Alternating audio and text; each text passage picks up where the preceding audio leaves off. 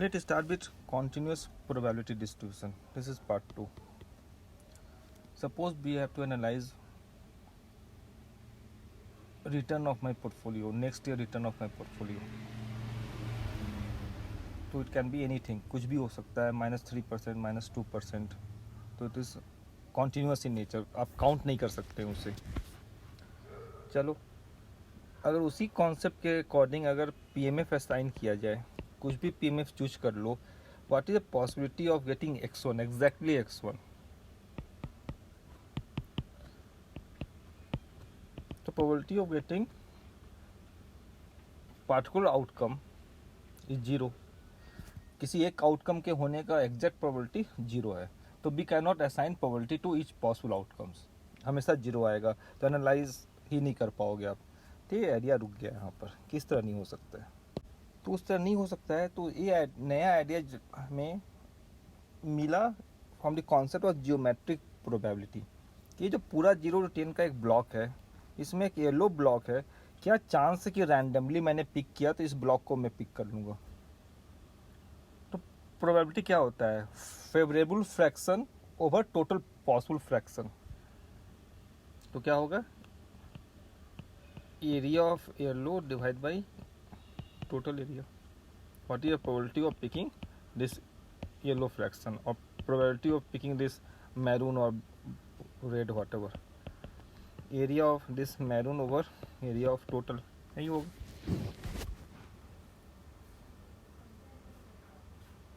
Clear? तो geometric probability favourable area over favourable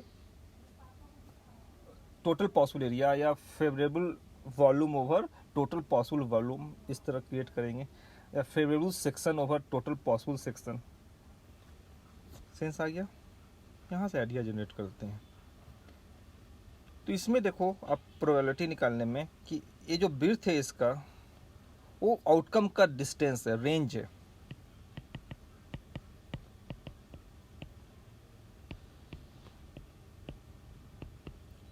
means x3 - x3 और एक height होगी इसकी. तो आइडिया क्या जनरेट हुआ कि सिंगल आउटकम की प्रोबेबिलिटी तो होगी नहीं. P ऑफ x3 0 होगा, लेकिन x3 to x4 का एक रेंज की प्रोबेबिलिटी तो हो सकती है ना. 0 to 10 में ऑल पॉसिबल रेंज है, लेकिन x3 to x4 की प्रोबेबिलिटी होगी. आप समझते हैं?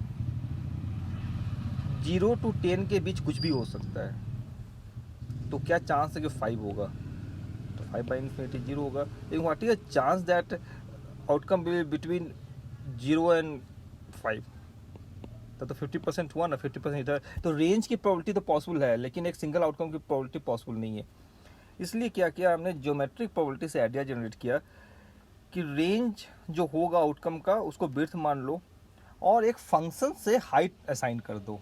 PMF में हम लोग क्या करते थे, फंक्शन से पूरी प्रोबेबिलिटी असाइन करते, तो हाइट ही प्रोबेबिलिटी होता था. जबकि यहाँ with the help of function we will assign the height and the area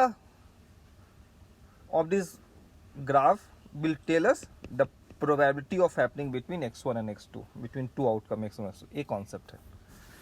तो चलो, तो लिखो, in continuous probability distribution we assign height to each possible outcome. In continuous probability distribution we assign height to each possible outcome with the help of function called PDF. And the area of the graph or the area of the graph between 2 point x1 and x2 will give us the probability of happening between 2 point x1 and x2. So let's see, is a continuous outcome between x1 and xn. Height is assigned and let the height assignment ऐसा हुआ. This area will tell us what is the chance that next outcome will be between x1 and x2. So height is assigned with the help of PDF and the area will give us the probability of that range between x1 and x2. Probability of a single outcome is 0. The probability of range is calculated with help of PDF outcome graph.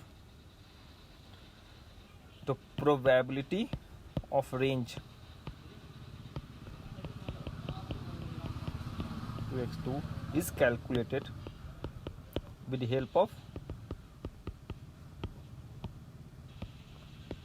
area between x1 and x2 in PDF outcome graph. और मैं अलग अलग PDF assign करूँगा और उसका एक graph हमें probability देगा. तो in continuous probability distribution we study outcomes with the help of assigning height with the help of PDF graph, and the area of that graph will give us the probability of happening between two outcome x1 and x2, or probability mass between x1 and x2. What is chance that next outcome will fall in this range? तो we will always analyze in term of range. इस range में आएगा या नहीं आएगा, single outcome की probability analyse नहीं करेंगे, विच इज मैथमेटिकली जीरो.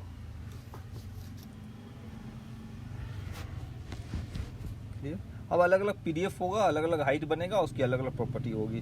तो सबसे पहला है uniform continuous probability distribution, UCD, uniform continuous distribution. Probability understood है.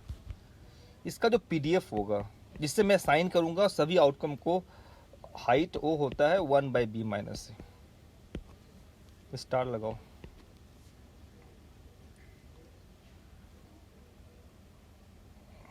Late lower limit is A और बी के बीच कुछ भी हो सकता है, और अपर लिमिट बी. तो चलो हम लोग PDF सारा आउटकम पॉसिबल है, ए आउटकम्स हो गया, और हाइट असाइन करेंगे. तो हाइट में कोई एक्स टर्म है नहीं, तो सभी को सेम हाइट असाइन होगा, तो ग्राफ कैसा हो जाएगा? This is your PDF and this is your outcome. Now what is chance getting x1 and x2? क्या होगा? What is the height here? PDF is 1/b minus a, 1/b minus a.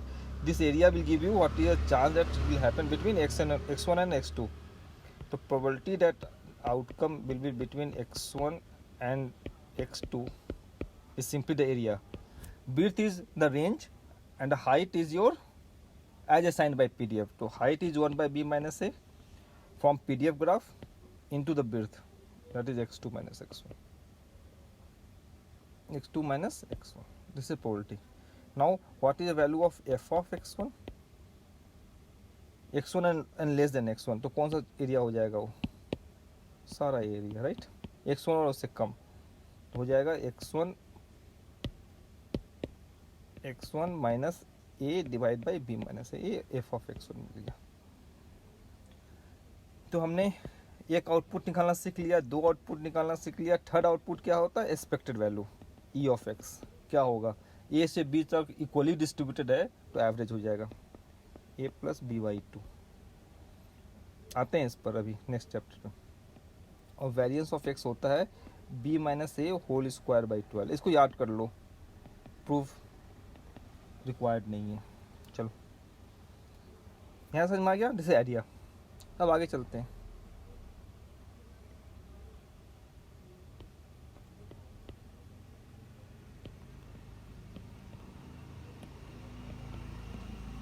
General format to calculate expectation of x.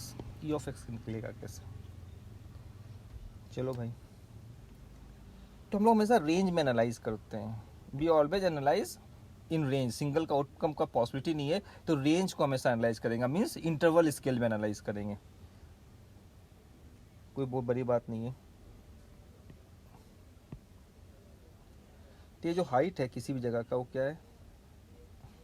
Let's say this point is x1 and this point is x2. ये PDF है. Height कैसे होगा? Height होगा f of x2. Means let your PDF is x square by 10 suppose. तो x2 का height क्या होगा? x2 square by 10, और इसका क्या होगा? x1 square by 10. और इसका जो एरिया होगा क्या देगा? ये बस याद रखो, क्वांट नहीं भी आता है ना, तो ये बात याद रखो कि PDF से हाइट असाइन करेंगे सभी आउटकम को, और उसका जो ग्राफ बनेगा, उसका जो एरिया होगा, उस रेंज की प्रोबेबिलिटी देता है. ये तो समझ में आ रहा है? ये याद रखो जो मैंने यहाँ लिखा. Probability of range is calculated with the help of area between x1 and x2. And how area is calculated? The width is your range and height as assigned by PDF is your height, simple. So area will give you probability of outcome between x1 and x2. हमें expectation of x निकालना है, PI होता है. तब क्या करेंगे हम लोग, एरिया इस तरह ग्राफ में एरिया निकालना सबसे आसान किसका होता है, रेक्टेंगल का. ब्रीथ इनटू हाइट कर दो. लेकिन यहाँ पे रेक्टेंगुलर फॉर्म नहीं है, क्योंकि ये वाला एफ ऑफ x1 है, तो एफ ऑफ x1 की वैल्यू क्या होगा, x1 स्क्वायर बाई 10. इसका क्या होगा, x2 स्क्वायर बाई 10. तो दोनों आर्म्स सेम नहीं है, तो रेक्टेंगुलर फिगर है नहीं इन जनरल, कभी कभी हो भी सकता है. तो हमें क्या करना है, एक स्लाइस को छोटा कर लो. ये पॉइंट कौन सा है, x1 प्लस डी एक्स, कि मान लो ये 2 है तो ये 2.01 है, हो सकता है 0.4 है. तो इसका PDF हाइट अगर x स्क्वायर बाई 10 ही मानते हैं तो क्या होगा, 4/10 होगा 2 का, और उसका क्या होगा 2.01 square by 10 which is also 4/10. 0.01 को और भी कम किया जा सकता है. तो ये जो फिगर है, येलो फिगर, ये प्रैक्टिकली आपका क्या है, रेक्टेंगुलर फॉर्म में है. तो x1 to x1 plus D X, हमेशा रेंज में एनालाइज करते हो. रेंज को कितना भी छोटा किया जा सकता है ना, तो बहुत छोटा रेंज किए. इस रेंज का प्रोबेबिलिटी क्या हो गया, एफ ऑफ एक्स, हाइट हो गया एफ ऑफ x1, राइट. दोनों साइड एफ ऑफ x1 मान लिए, क्योंकि 2.01 का भी PDF 2 के PDF के बराबर है. तो एफ ऑफ x1 इंटू बिर्थ क्या होगा, x1 plus D X minus x1, the breadth तो dx का ही इंटू ds. तो इस रेंज का जो प्रोबेबिलिटी होगा, actual probability fx1 into ds, height is fx1 और dx. अब तुमने पढ़ा होगा इंटरवल एनालिसिस में एवरेज ऑफ रेंज क्या होता है, कि सपोज कर लो 10 to 20 का फ्रीक्वेंसी 5 है और 20 to 30 का फ्रीक्वेंसी 10 है, तो एवरेज क्या होगा. तो सबसे पहले इस रेंज का एवरेज निकालेंगे जो 15 होगा, इसका 25 होगा, फिर 15 इंटू 5 करेंगे, राइट, फिर 25 इंटू 10 करेंगे. उसी तरह मान लो x2 to x2 plus D X है, तो सबसे पहले इसका एक एवरेज निकालेंगे. तो इसका एवरेज क्या बनेगा, mid point x1 plus D X by 2 हो जाएगा, x1 plus D X by 2. तो 2 प्लस 0.01/2 अप्रोक्सीमेटली कितना हो गया, x1 ही हो गया, ये x2 ही हो गया. इसका क्या होगा, fx2 dx. सेंस आ रहा है.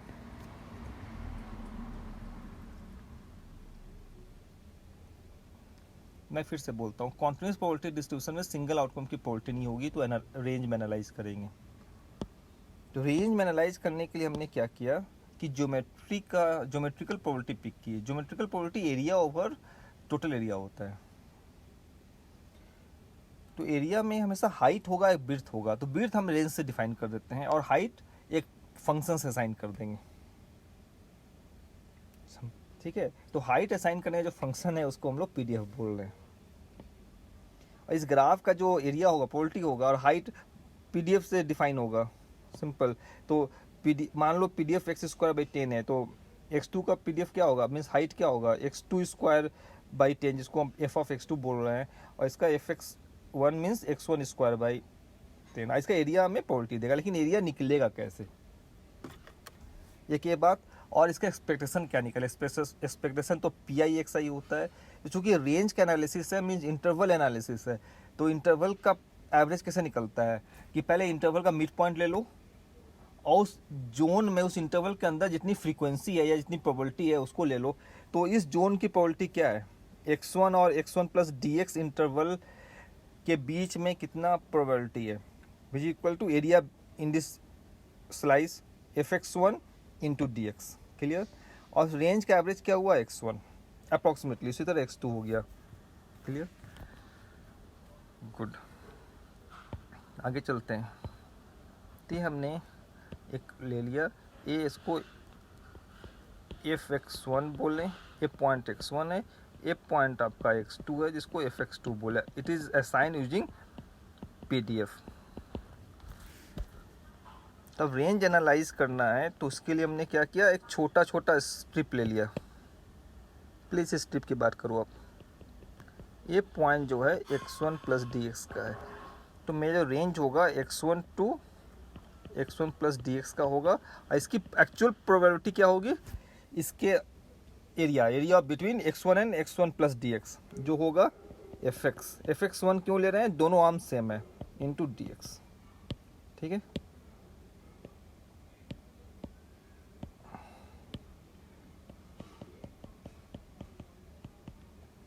अब रेंज का एवरेज क्या होगा, mid point that is x1 plus D X by two which is approximately equal to x1। उसी तरह x2 से चाहे x3 बीच में कुछ ले लो, x3 ले लो, इसका क्या होगा x3 plus D x, fx3 dx और fx3। इस तरह हमने बहुत सारे स्लाइसेस बना लिए। अब इसे दो बातें आ जाएगी हमें, एक्सपेक्टेशन क्या होगा e of x this x1 into probability, यही किया था ना आपने, पहले इसका एवरेज लिया फिर उसको मल्टीप्लाई किया फ्रीक्वेंसी से, उसी तरह इसमें भी एवरेज लिया फिर उसकी फ्रीक्वेंसी से मल्टीप्लाई की, x1 into fx1 into D x, और सभी को रेंज को समेशन कर देता है between x1 and x2, clear सभी को। तो टोटल समेशन का जंपिंग समेशन नहीं है, मींस 1 के बाद 2 नहीं है, 1 के बाद 1 point, all possible value between x1 and x2 और real number between x1 and x2, तो इस तरह का समेशन को हम लोग बोलते हैं इंटीग्रेशन। तो इस सभी को समेशन करना है, मींस ये समेशन कितने बार चलेगा, इनफिनाइट टाइम चलेगा, छोटे छोटे बहुत सारे स्लाइसेस हो जाएंगे। तो x इंटू एफ एक्स, ये आपका फॉर्मूला है e ऑफ एक्स निकालने का। और area of probability between x1 x2 कैसे निकलेगा, वो तो उसमें x चाहिए नहीं, सिर्फ प्रोबेबिलिटी को ऐड करना होता है, तो टोटल प्रोबेबिलिटी, टोटल एरिया निकालना है, वो प्रोबेबिलिटी देगा मुझे, वो होगा सिर्फ आपका F x D x which is F x D x. तो x1 से x2 के बीच एफ एक्स डी एक्स को अगर इंटीग्रेट कर दोगे तो प्रोबेबिलिटी बिटवीन x1 x2 मिल जाएगा, और x multiplied by F x D x को इंटीग्रेट करोगे तो एक्सपेक्टेशन ऑफ x मिल जाएगा। ये दो फॉर्मूला आपको याद रखना है, या समझने के लिए याद रखना है, एग्जाम में जरूरत नहीं होगी आपका।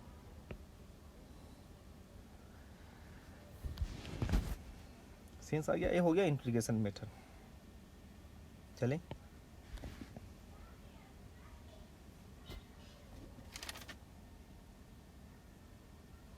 गुड। यूसीडी, इसका पीडीएफ क्या होगा, सबसे पहले क्या होता है, we will choose the PDF, तो फर्स्ट पीडीएफ क्या होगा, इसका PDF 1 by B minus A होता है। सेकेंड इज रेंज, कहाँ से कहाँ तक एनालाइज होगा, ए टू बी का एनालाइज होगा, lower limit to upper limit. ठीक है जी, ए टू बी, ये आउटकम्स हो गया आपका, all possible between A and B means 2 to 7, तो 2.1 2.01 अप टू 7, और सभी आउटकम को एक हाइट असाइन करेंगे 1 बाई बी माइनस ए, क्योंकि इसमें आउटकम्स तो है नहीं, तो ऑलवेज 1 बाई बी माइनस ए होगा, और ये एरिया आपका प्रोबेबिलिटी दे देगा। एरिया मिलने के बाद मेरे पास आउटकम आएगा, आउटकम में मीन्स कोई पूछेगा एफ ऑफ एक्स मीन्स क्या एफ ऑफ x1, तो क्या होगा x1 से लेकर a के बीच का सारा area, that is x1 minus A divide by B minus A, right. Expectation पूछेगा तो कैसे निकलेगा, एक्सपेक्टेशन ऐसे निकलेगा, x multiplied by F of X 1 by B minus A into D X between A and B, इसको integrate करोगे आप तो a प्लस बी बाई 2 आ जाएगा। ठीक है जी, ये दो फॉर्मूला मिल गया, मुझे इसको याद रखना है, a प्लस बी बाई 2 और एफ ऑफ एक्स। अब आ जाओ, जो क्वेश्चन होगा वैलिड पीडीएफ कौन है, ए टू बी का टोटल एरिया क्या देगा आपको, what is the chance of happening between A and B, कितना होना चाहिए, तो वैलिड पीडीएफ का जो टोटल एरिया होगा हमेशा कितना होना चाहिए 1, और वैलिड पीएमएफ का टोटल प्रोबेबिलिटी कितनी होनी चाहिए 1। ठीक है, इसमें टोटल एरिया 1 होना चाहिए, उसमें टोटल हाइट का जो समेशन है वो 1 होना चाहिए, क्योंकि हाइट ही प्रोबेबिलिटी है, यहाँ पे एरिया प्रोबेबिलिटी है। ये हो गया एसीडी। अब आ जाओ, ये 0 है, ये आपका -5 है, ये +5 है, ये आपका मीन है, ECD का मीन नहीं होता ए प्लस बी बाई 2, तो A is your -5, B is your 5, तो मीन इज 0। अब यहाँ पर -4 लिखा आपने और यहाँ पर 1 लिखा, इसका हाइट कितना होने वाला है 1 by B minus A, that is 1/10, 1 minus B minus A. तो इन दोनों के बीच का एरिया क्या होगा? What is chance that outcome will be between -5 and -4, and what is chance that outcome will be between 0 and 1? You are asking about probability of -5 and -4 which equal to width is -1 and a rectangular zone है क्योंकि इसका area तो same ही होगा, height same होगा क्योंकि 1 by B minus है, तो 1/10 into 1 सही होगा।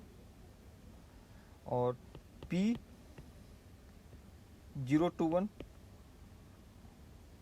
1/10 हाइट इसका भी है और विड्थ इसका भी 1 है। तो क्या मिला कि probability of happening near to mean is equal to probability of happening away from means. अगर स्लाइस सेम है तो दोनों जगह होने की प्रोबेबिलिटी सेम है। तो नेचुरल जो प्रोसेस होता है वो ऐसा नहीं होता है। मान लो आपने अपने फ्रेंड को नहीं देखा है कभी, वो आपसे मिलने आ रहा है या आ रही है बॉम्बे से, suppose you are from India, तो उसका हाइट क्या उम्मीद करते हो आप? Suppose average is 5.3, the average height of a Indians is 5.3, तो क्या चांस है 5.3 to 5.5 होने का या 2 to 2.3 होने का? इसका चांस तो ज़्यादा है, इसका कम है। अगर आप ECD से मॉडल करोगे तो आप बोलोगे दोनों की प्रोबेबिलिटी सेम है, जबकि इसके मीन के पास प्रोबेबिलिटी ज़्यादा होता है। तो ECD is not mean centric, ये इसका प्रॉब्लम हो गया कि मीन सेंट्रिक नहीं होता है। तो वी कैन नॉट मॉडल और we can not analyse natural process, जो भी नेचुरल प्रोसेस है। हाइट नेचुरल प्रोसेस है, स्टॉक रिटर्न नेचुरल प्रोसेस है, इतने लोगों का दिमाग लगा हुआ है। Height natural, weight natural process नहीं है, वो आपके लाइफ स्टाइल पर डिपेंड करता है। तो वेट जो है वो कंट्रोल्ड रैंडम एक्सपेरिमेंट है जिसको आप कंट्रोल कर सकते हैं, जबकि हाइट अभी तक अनकंट्रोल्ड है, उसको कंट्रोल नहीं हो सकता है। ठीक है, तो that way return uncontrolled experiment, आप कुछ कर नहीं सकते उसमें, मेरा 10 लोग मिलकर कुछ नहीं कर सकते। तो स्विमिंग पूल को तो आप ECD से एनालाइज कर सकते हो उसके मूवमेंट को, लेकिन पैसिफिक ओशन को आप नहीं कर सकते। जो अनकंट्रोल्ड फिनोमेना है वो मीन सेंट्रिक होगा और उसको एनालाइज करने के लिए ECD फेल कर जाएगा। तो उसके लिए एक नया PDF जनरेट किया गया। PDF कैसा जनरेट किया गया कि मीन के पास ज़्यादा हाइट दे दिया जाए और मीन से कम हाइट दिया जाए। तो अगर मीन के पास ज़्यादा हाइट दे देंगे समथिंग लाइक दैट, तो ऑटोमेटिकली यहाँ होने की प्रोबेबिलिटी बढ़ जाएगी क्योंकि एरिया ही प्रोबेबिलिटी होता है। तो मीन के पास का जो आउटकम होगा उसके रेंज के होने की प्रोबेबिलिटी बढ़ जाएगी और अबे का प्रोबेबिलिटी कम हो जाएगा, भले उसका विड्थ सेम रखो। ठीक है, विड्थ ऐसे रखो, suppose this width is your 3, this is 2 and this point is 10 and this point is 11। तो दोनों का विड्थ तो 1 ही है, लेकिन हाइट ज़्यादा है इस जोन में, इसकी एरिया ज़्यादा हो जाएगा। तो we are trying to get some function और mathematical formula that can assign more weight और more height to an outcome near to mean and less height to a outcome away from mean. और यह भी assumption है कि nature symmetrical होता है, जैसे ह्यूमन बॉडी का जो इवॉल्व हुआ तो सिमेट्रिकल बॉडी है, तो सिमेट्रिकल भी होना चाहिए। तो ऐसा फंक्शन को डिज़ाइन करना है हमें, तो डिज़ाइन किया गया। तो आ जाते हैं नॉर्मल डिस्ट्रीब्यूशन पर। इसके बारे में लिखो, it is use to model और to study natural process and natural random outcomes, जिसमें हाइट आ जाएगा अप्रॉक्सीमेटली, रिटर्न आ जाएगा, स्टॉक रिटर्न हो जाएगा, तो ये इंपॉर्टेंट हो गया। प्राइस नहीं आएगा, प्राइस रैंडम प्रोसेस नहीं है, प्रीवियस डेटा पर डिपेंड करता है। Anyway, price is not model using natural normal distribution, तो याद रखना है आपको। रिटर्न होगा। दूसरा, इसका रेंज जो लिया गया है वो -∞ टू +∞ लिया गया है। सिमेट्रिकल डेटा है इसीलिए इसका स्क्यूनेस 0 रखा जाएगा और फोर्थ इसका कर्टोसिस 3 निकल के आता है। ये तो हो गया।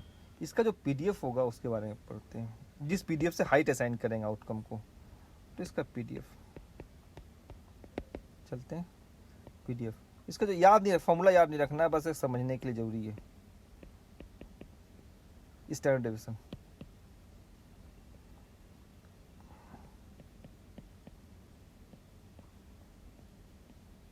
ये पीडीएफ है, इससे असाइन करेंगे height.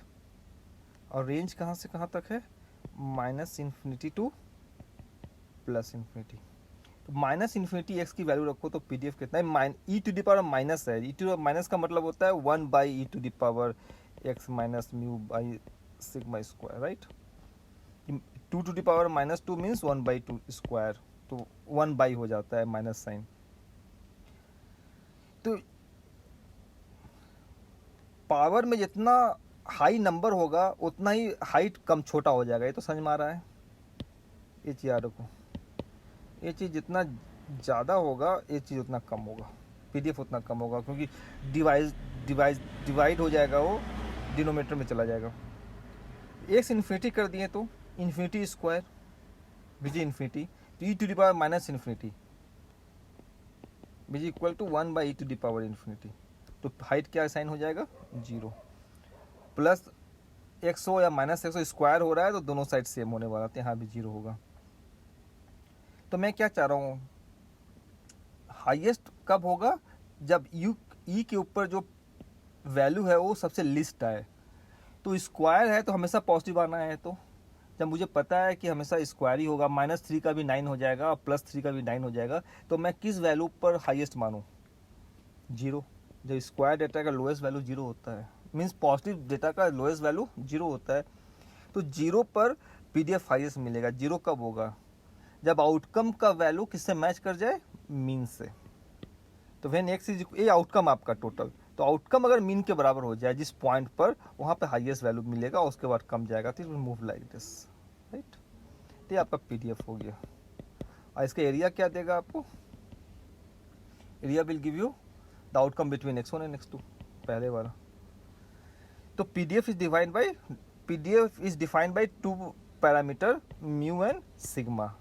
Mu is called location parameter. क्यों? जहाँ डेटा सेट का वैल्यू म्यू से मैच करेगा उसका पिक बनेगा, इसको लोकेशन बोलेंगे। और इसको स्केल पैरामीटर बोलेंगे। स्केल पैरामीटर कुछ देर में बता रहे हैं, एक बार याद रखो कि सिग्मा ज़्यादा होगा तो उसका फिर वो स्केल है, या फिर उसका रॉबस्ट ज़्यादा होगा, ज़्यादा स्कैटरिंग होगा, स्केलिंग बढ़ जाएगी उसकी।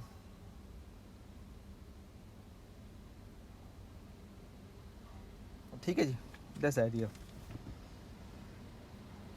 चलो, व्हाट इज प्रोबेबिलिटी निकलेगा कैसे?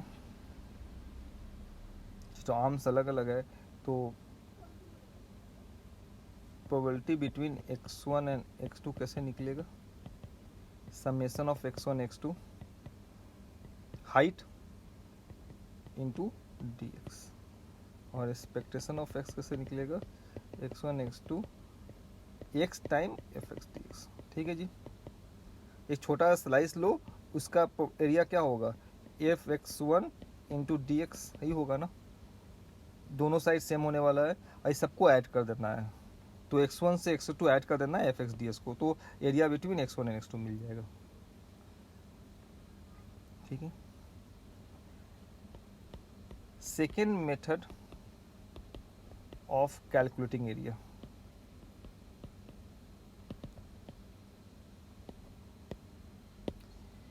अब डिफाइन करते हैं स्टैंडर्ड नॉर्मल डिस्ट्रीब्यूशन।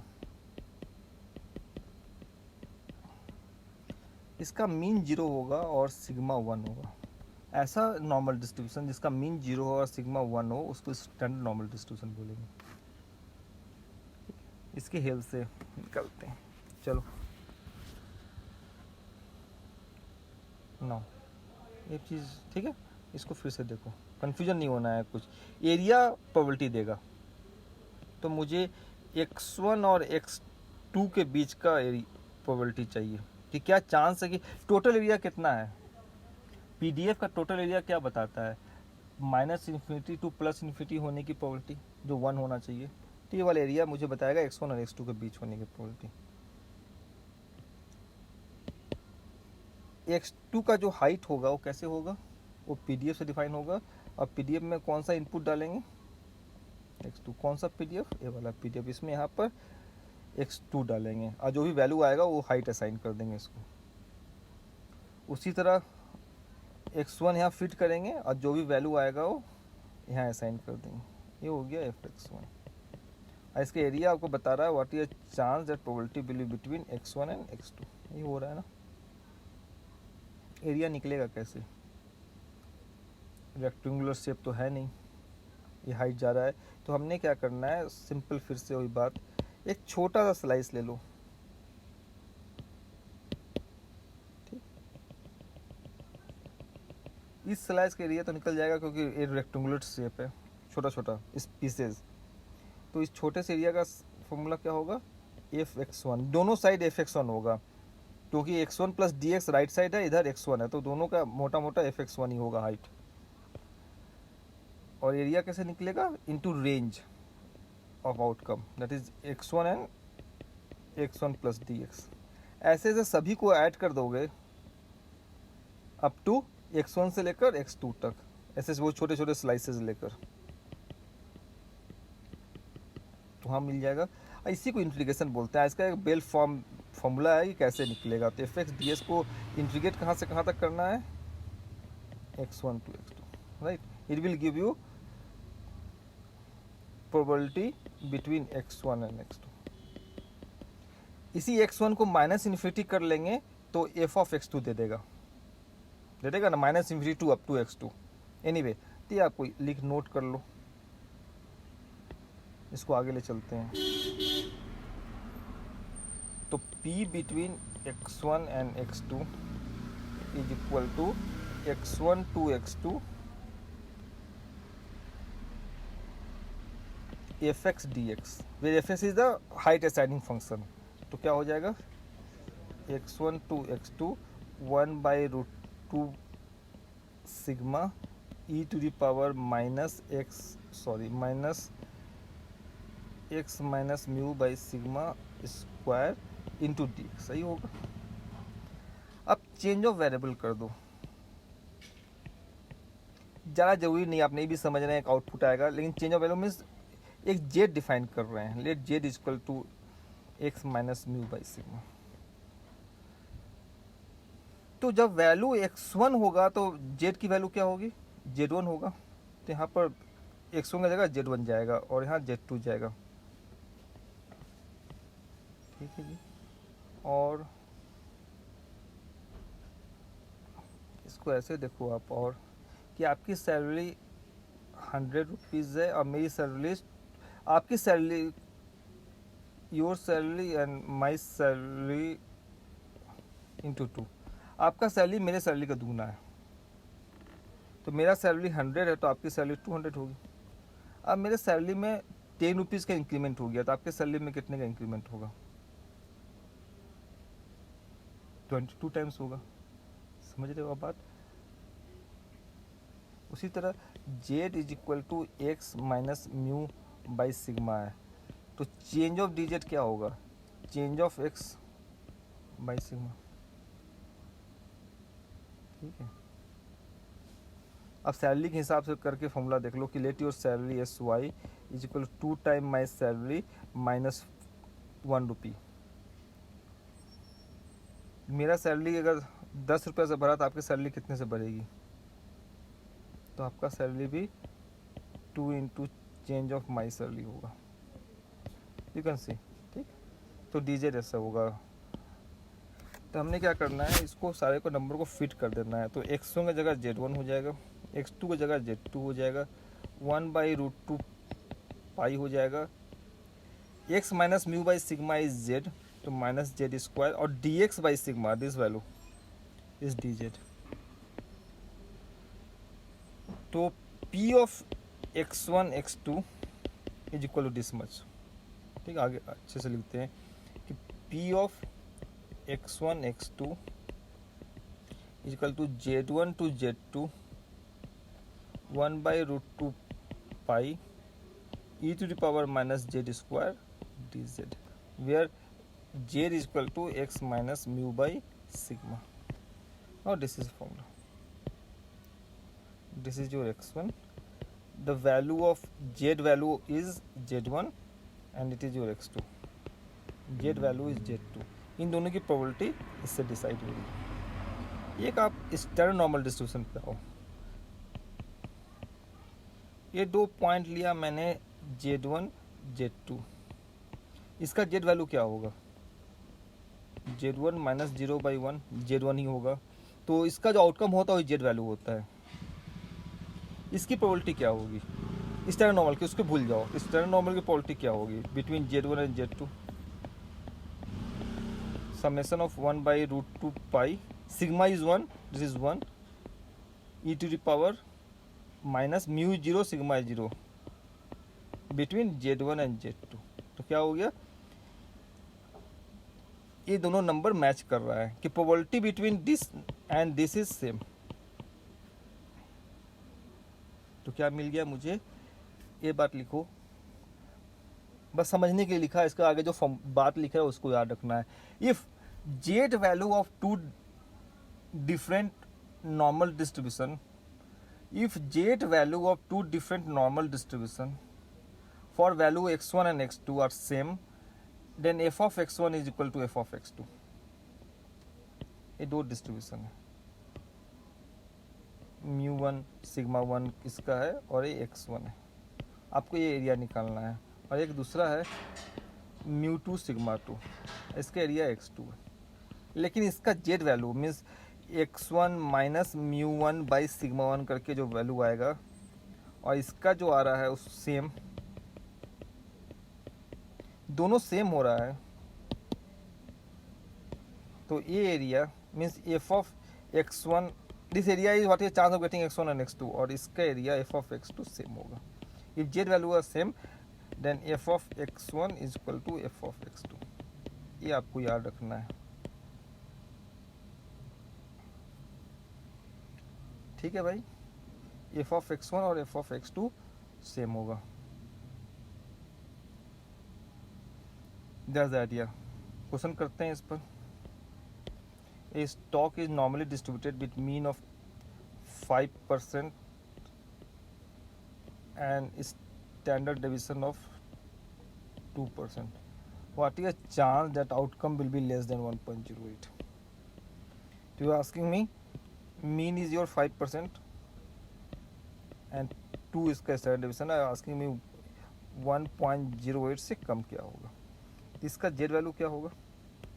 1.08 माइनस 5/2, ये निकल के आ गया 1.96।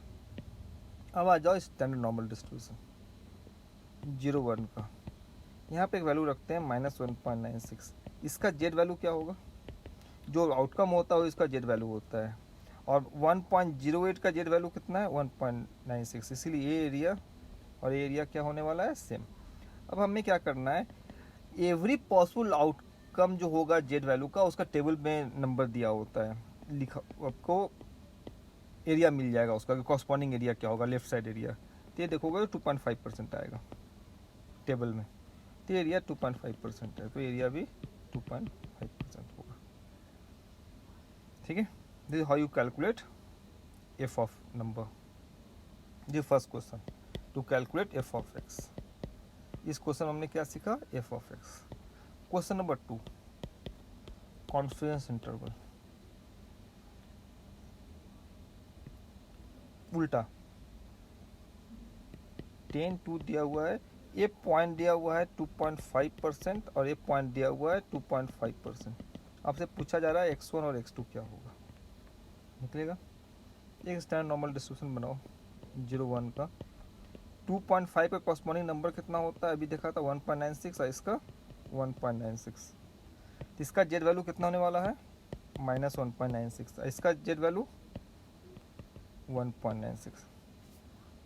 तो z is equal to x1 minus mu, that is 10/2, which give x1 equal to mu plus sigma ही रहने दो Z sigma.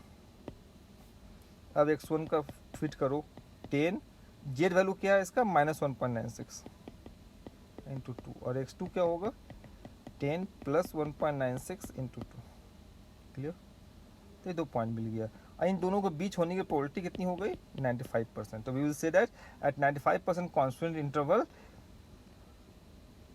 Outcomes are between x1 and x2, कि x1 से कम होने की प्रोबेबिलिटी 2.5%, x2 से ज़्यादा होने की प्रोबेबिलिटी 2.5% है। क्लियर हो गया बात? It is called confidence interval. आगे चलिए, इसको A1 मानो, इसको A2 मानो, इसको A3 मानो। ये -z है, ये +z है, तो f ऑफ -z क्या होगा? All area below -z that is A1। f of z क्या होगा? Due to symmetry A1 equal to A3 होगा, होगा। तब क्या करो आप, इसको पिक करो, A1 की जगह f ऑफ -z लिख सकते हैं, equation 1। A1 equal to f of -z, तो यहाँ पर f ऑफ -z लिख दो। और A2 किसके बराबर है?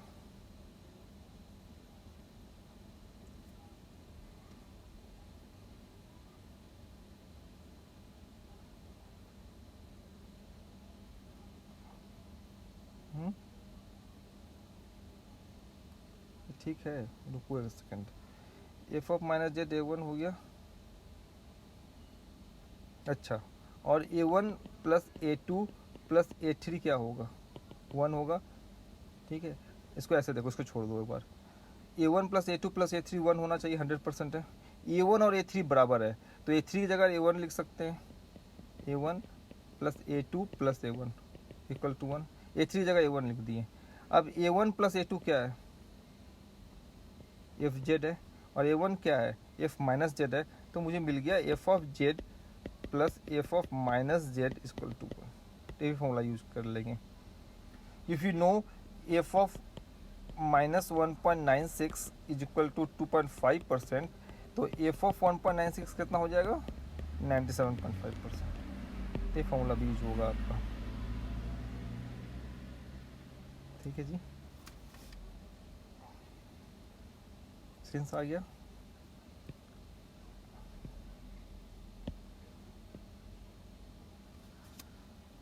वो 95% कॉन्फिडेंस इंटरवल था। अगर आपको 90% CI पर काम करना है तो एक दोनों साइड कितना छोड़ेंगे?